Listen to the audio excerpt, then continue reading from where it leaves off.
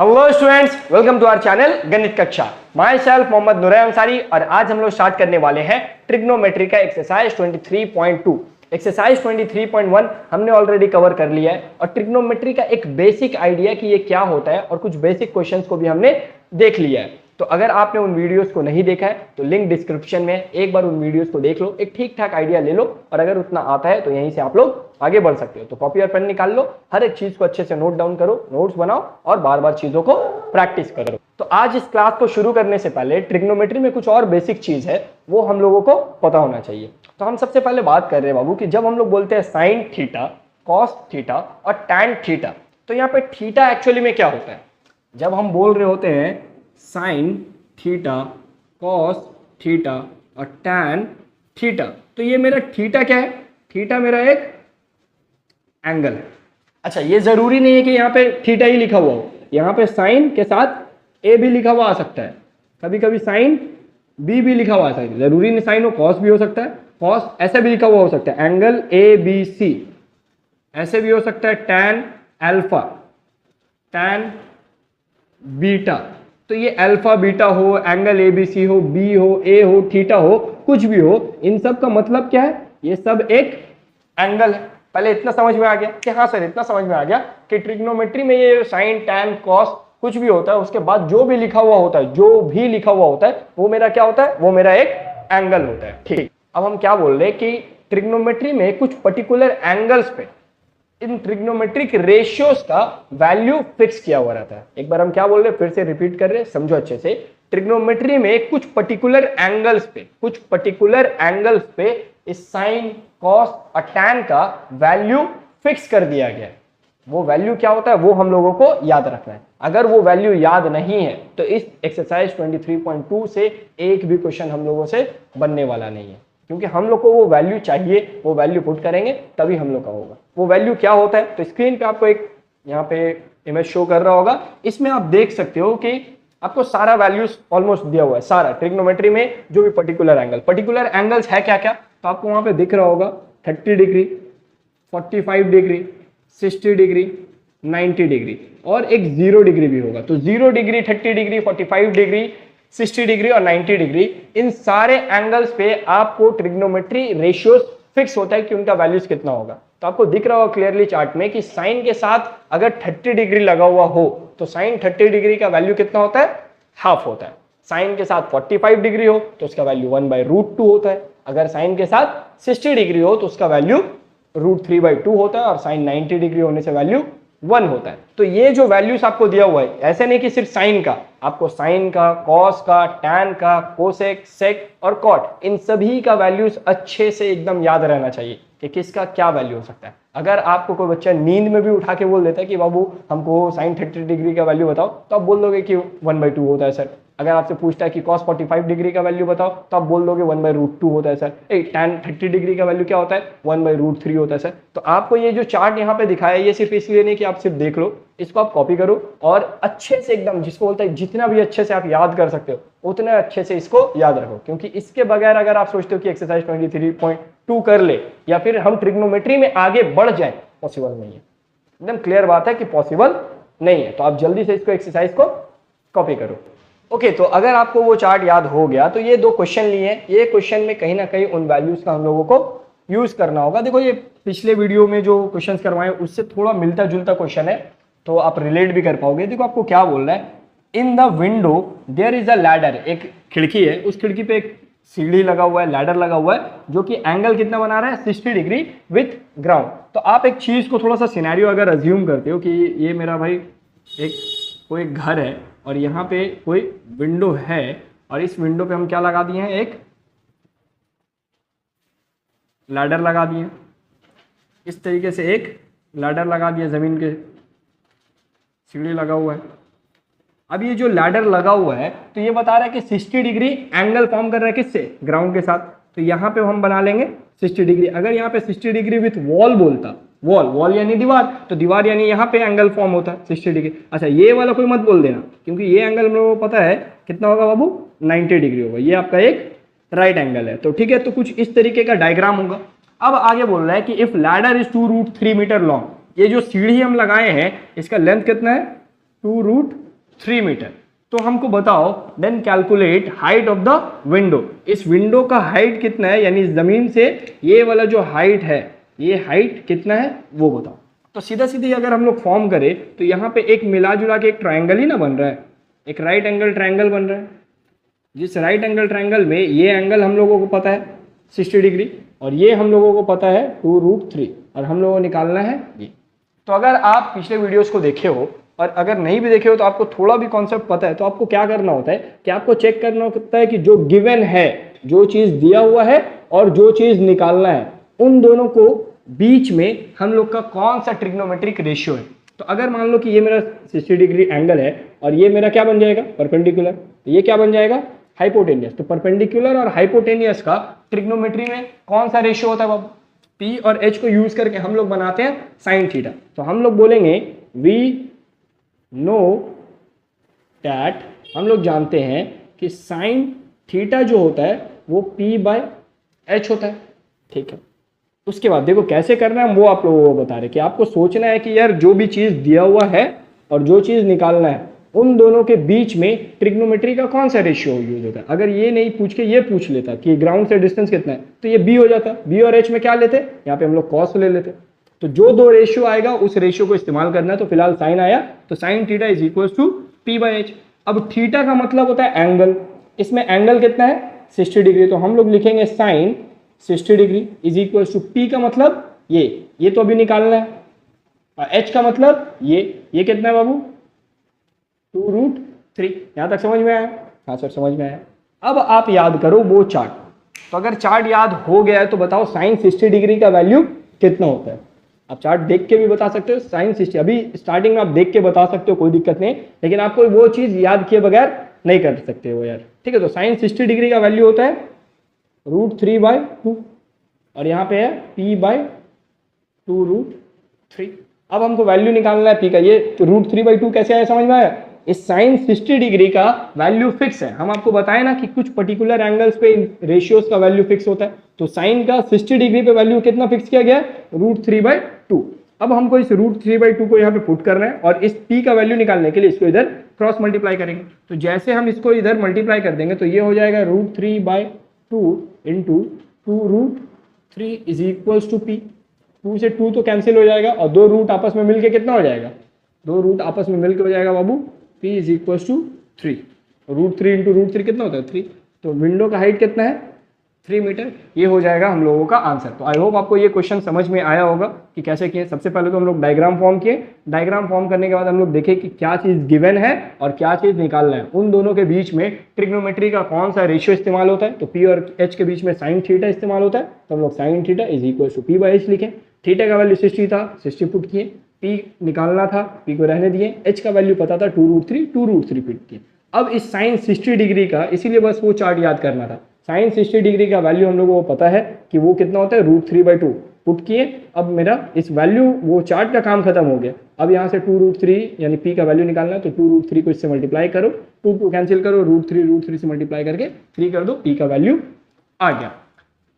Okay तो अगर आपको वो समझ में आ गया तो आप इस क्वेश्चन को एक बार ट्राई करो यार, वीडियो पॉज करो और क्वेश्चन को ट्राई करो, ऐसे बहाना बनाने से नहीं बनेगा, ठीक है। तो उम्मीद है आप लोग बना लिए होंगे।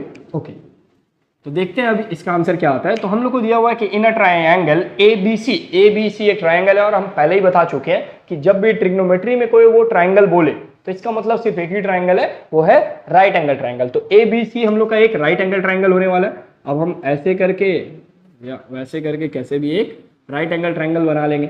राइट एंगल ट्रायंगल बना लेने के बाद हमको पता चला कि एंगल B का वैल्यू कितना है बाबू 90 डिग्री। यहाँ पे बोल रहे angle B is equal to 90 degree और 90 डिग्री बच्चा को पता है कि ये वाला है, तो यहाँ पे क्या होगा B होगा।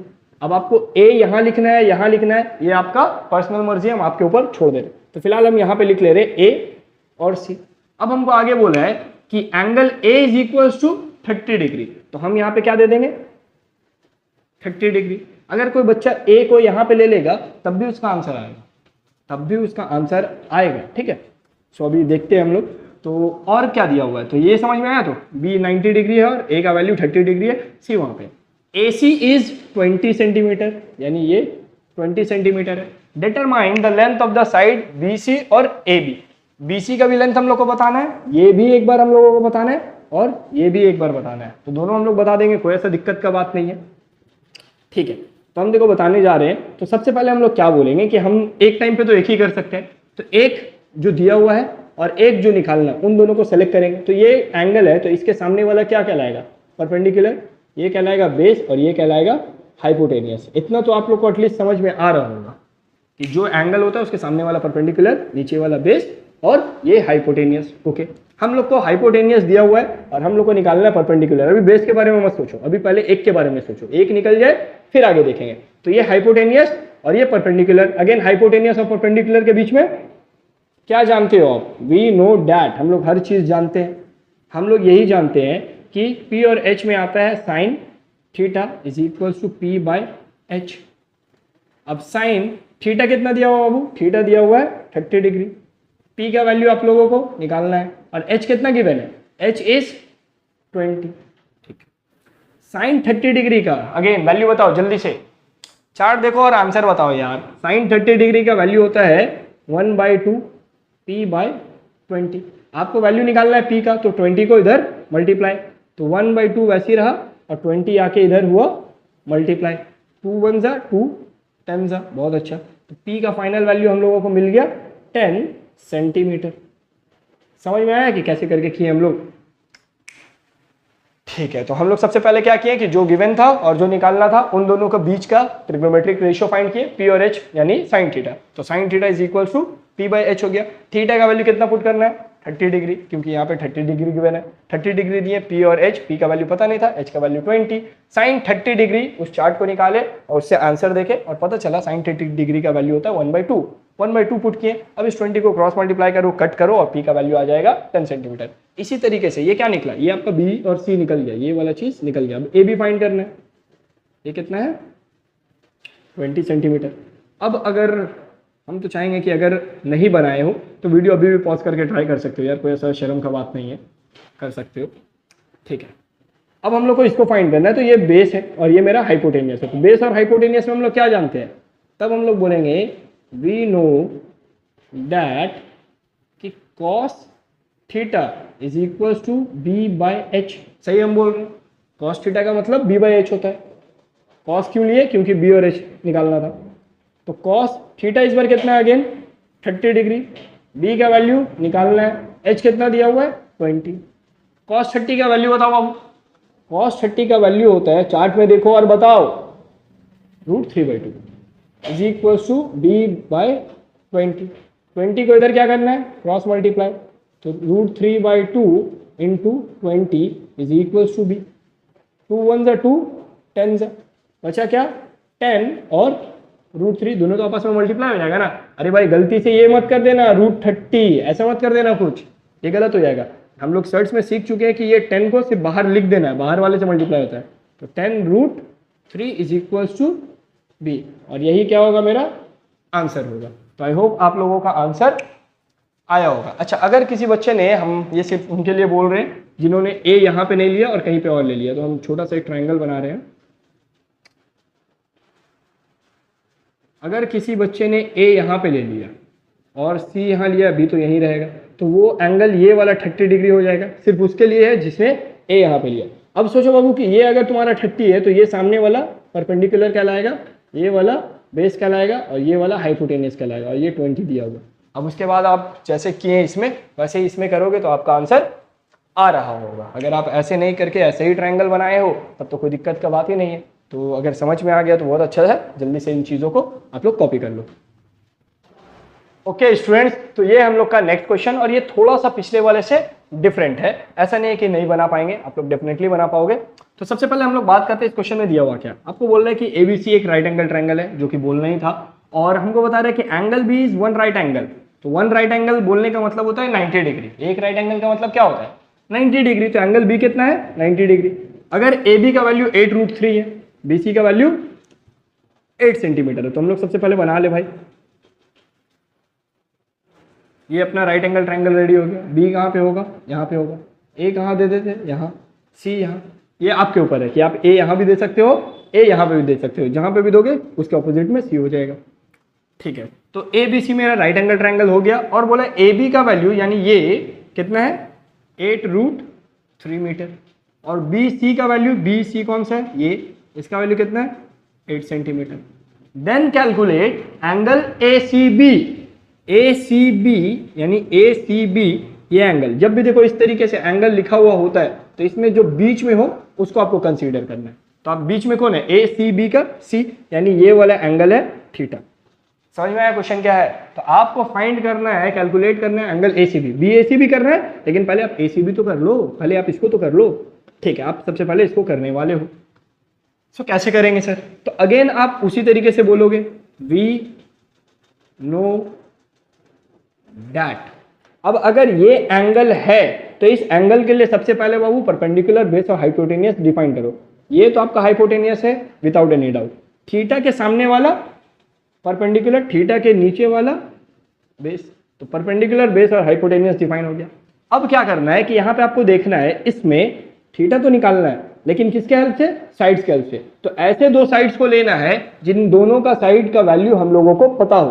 तो थीटा निकालने के लिए ये साइड और ये साइड दोनों पता है, तो इन दोनों को हम लोग इस्तेमाल करेंगे। तो यहाँ पे P और B, और P और B किस में इस्तेमाल होता है, P और B यानी क्या रेशियो, ट्रिग्नोमेट्री में कौन सा, तो ट्रिग्नोमेट्री tan थीटा है जो बोलता है P/B। क्लियर? तो tan थीटा सिर्फ इसलिए सेलेक्ट किए क्योंकि हमको P का वैल्यू और B का वैल्यू पता था, तो हम लोग लिख लिए। अब क्या करेंगे, देखो थीटा तो पता नहीं है तो हम लोग लिखेंगे tan थीटा, जैसे है वैसे ही रहने देंगे। P का वैल्यू बाबू हम लोगों को पता है, वो कितना है 8√3, और B का भी वैल्यू पता है, वो कितना है 8, तो हम लोग पुट कर दिए। 8 से 8 कट गया, कितना आया, tan theta is equals to √3। But क्या हम लोगों को tan थीटा निकालने के लिए बोला गया है, हम लोगों को बताया गया है कि थीटा बताओ, ये थीटा का वैल्यू बताना है। तो अब क्या करेंगे, तो अब वापस से चार्ट को याद करेंगे। तो देखो यहाँ पे दिया हुआ क्या है, tan theta is equals to √3। तो हम आप लोगों को बता चुके हैं कि ट्रिग्नोमेट्री में जो रेशियोज का वैल्यू होता है वो एक पर्टिकुलर एंगल पे होता है। तो आप चेक करो कि tan का वो कौन सा एंगल है जिस पे वैल्यू कितना होता है √3। आराम से बात को समझो, हम क्या बोले कि ट्रिग्नोमेट्री में यहाँ पे आ गया tan theta is equals to √3। तो आप सोचो कि tan में ऐसा क्या एंगल यहाँ पे हम पुट कर देंगे तो आंसर कितना आ जाएगा √3। तो आपको थोड़ा थोड़ा अगर आप याद करोगे कि तो tan का क्या क्या वैल्यू होता था, tan theta is equals to 1/√3 at 30 degree, 45 degree पे उसका वैल्यू 1 होता है, और 60 डिग्री पे उसका वैल्यू √3 होता है। तो यहाँ पे tan थीटा में 60 पुट करने से इसका वैल्यू कितना होगा √3। तो हम लोग क्लियरली बोल सकते हैं कि theta is equals to 60 degree. तो ये कैसे बोले, तो ये हम लोग थोड़ा सा सोच के बोले। क्या चीज सोचे, हम लोग उस चार्ट को सोचे कि tan में यहाँ पे कौन सा एंगल ऐसा डाले, आंसर मेरा √3 आ जाएगा। तो हमको याद आया कि यार यहाँ पे 60 डालने से tan 60 डिग्री हो जाएगा, और tan 60 डिग्री का वैल्यू √3 होता है। That mean theta is equals to 60 degree. अब आपको थीटा पता चल चुका है, ये वाला 60 डिग्री। अब आपको क्या निकालना है, ये क्वेश्चन समझ में आया ना कैसे करना है? ओके, अब आपको निकालना है BAC। BAC कौन सा है बाबू, तो BAC ऐसे सोचो या समझो कि बीच में जो है वो वाला, यानी ये वाला एंगल। ठीक, अब जैसे ही आपका एंगल चेंज होगा, एक बात ध्यान रखना कि P और B भी चेंज होगा, H तो चेंज नहीं होगा, H वही रहेगा। तो ये अगर एंगल है, ये मेरा एंगल अगर थीटा है, तो इसके सामने वाला ये क्या बन जाएगा बाबू P, और इसी के नीचे वाला क्या बन जाएगा B।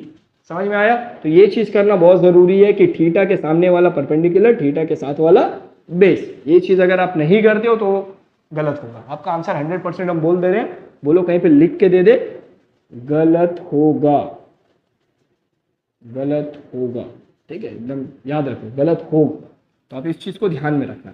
ओके, अब हम लोग को निकालना है BAC। तो एक बार हम चाहेंगे कि आप वीडियो पॉज करके ट्राई करो, आपको इससे आइडिया लग ही चुका होगा। तो अगेन हम लोगों को यही दो वैल्यूज पता है, ये 80 और सॉरी ये 8 सेंटीमीटर और ये 8√3 मीटर। तो हम लोग यहाँ पे अगेन क्या इस्तेमाल करेंगे, B और P के लिए हम लोग बोलेंगे कि we know that tan theta is equals to P/B। Theta तो अगेन नहीं पता, P का वैल्यू कितना है बाबू, इस बार P का वैल्यू मेरा हो जाएगा 8 सेंटीमीटर और B का वैल्यू हो जाएगा 8√3। तो हम लोग यहाँ पे पुट करेंगे 8/8√3। 8 से 8 कैंसिल, और लिखाएगा tan थीटा इज इक्वल ऊपर कुछ नहीं बचा तो 1 और नीचे में आया है √3। उसी तरीके से सोचो वापस कि tan में क्या एंगल यहाँ पे होना चाहिए जिससे उसका वैल्यू कितना आ जाए 1/√3। अगर आप थोड़ा सा चीज़ों को अच्छे से याद करोगे तो आपको याद आएगा tan 30 डिग्री इज 1/√3। दैट mean theta is equals to 30 degree. I hope आपको ये दोनों क्वेश्चन समझ में आया होगा। अच्छा, एक चीज़ आप लोगों के साथ शेयर करेंगे कि देखो, आप जब इस क्वेश्चन को किए थे और आपको दूसरा करना था तो आप बिना इसको किए भी बता सकते थे। कैसे आप बता सकते थे? देखो, एक ये एंगल आपको 60 मिल चुका है, ये कितना होता है बाबू 90। एक ट्रायंगल में तीनों एंगल्स को मिला के कितना होता है? तीनों एंगल को मिला के 180 होता है। तो यहाँ पे 60 हो गया, यहाँ पे 90 हो गया, 60 और 90 150 150। और ये कितना होने से 180 होगा? क्योंकि तीनों को मिला के कितना होना चाहिए 180। तो ये 90 प्लस 60 150 प्लस 30, तभी ना 180 ये 180 होगा। तो यहाँ पे इस थीटा का वैल्यू कितना होना चाहिए था 30। अगर इस लॉजिक से भी सोचोगे तो आपका आंसर हो जाएगा, अदरवाइज आप इस तरीके से भी करके निकालोगे तब भी आपका आंसर 30 डिग्री आएगा। तो बस इस क्लास को हम लोग यहीं पे एंड करेंगे और आई होप आप इन दोनों क्वेश्चंस को उतार लिए होंगे। और ये जो 2 क्वेश्चंस दे रहे हैं इन 2 क्वेश्चंस को भी आप जरूर से ट्राई करो और अपने आप को यार टेस्ट किया करो कि आप जब क्लास कर रहे हो, आप चीज़ों को देख रहे हो तो आपसे वो क्वेश्चंस बन रहा है या नहीं बन रहा है। तो आप लोग पढ़ाई लिखाई करते रहो। All the very best.